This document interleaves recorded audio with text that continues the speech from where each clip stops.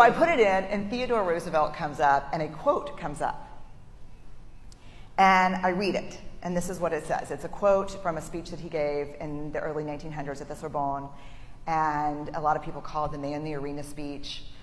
And this is the passage that changes my life. It's not the critic who counts. It's not the man who points out how the strong man stumbles or where the doer of deeds could have done it better. The credit belongs to the person who's actually in the arena, whose face is marred with blood and sweat and dust, who, at the best, in the end, knows the triumph of high achievement, and who, at worst, if he fails daring greatly.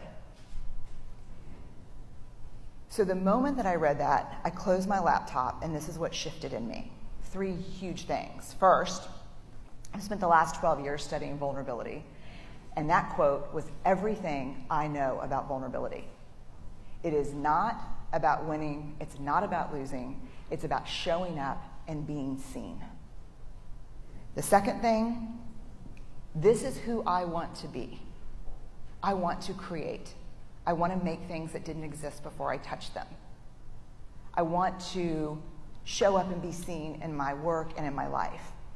And if you're going to show up and be seen, there is only one guarantee, and that is you will get your ass kicked. That is the guarantee. That's the only certainty you have. If you're going to go in the arena and spend any time in there whatsoever, especially if you've committed to creating in your life, you will get your ass kicked.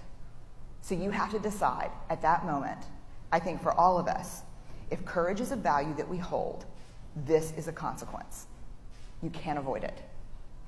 The third thing, which really set me free, and I think Steve, my husband, would argue has made me somewhat dangerous, is kind of a new philosophy about criticism, which is this. If you're not in the arena also getting your ass kicked, I'm not interested in your feedback. Period. That's it.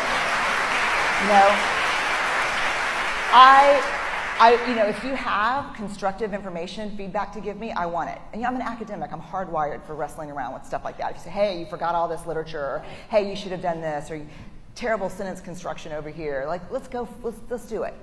I love that. But if you're in the cheap seats, not putting yourself on the line, and just talking about how I could do it better, I'm in no way interested in your feedback. So